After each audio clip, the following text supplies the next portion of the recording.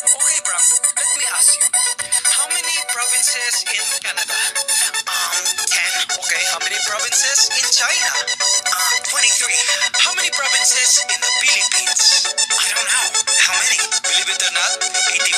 Abra, Kalinga, Aurora, Laguna, Maguindanao, Ifugao, Isabela, Aklan and Basilan, Sulu, Biliran, Leyte, Cagayan, Bulacan and Palawan, Batanes, Batangas, Bohol, Guimaras, Agusan del Norte, Agusan del Sur, Capiz, Cavite, Bataan, Masbate, Ilocos Norte, Ilocos Sur, Tadlac, Tawi-Tawi, Cebu, Sarangani, Camarines Norte, Sorsogon, Costa Valley, Quezon, Zambales, Camarines Sur and Bukidnon, Zamboanga, Sibugay and Del Sur, Albay, Zamboanga del Norte din, there's Pampanga, Nueva Ecija, Nueva Vizcaya and Camiguin.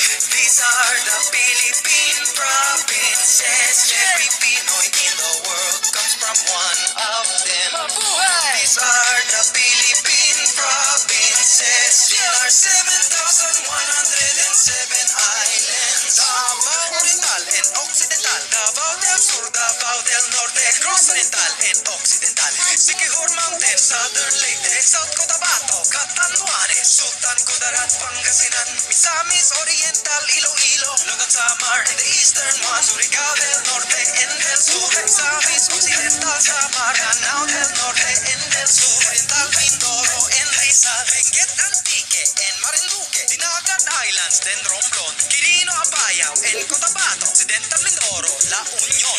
These are the Philippine provinces. Every Pinoy in the world comes from one of them. Mabuhay! These are the Philippine provinces. There are 7,107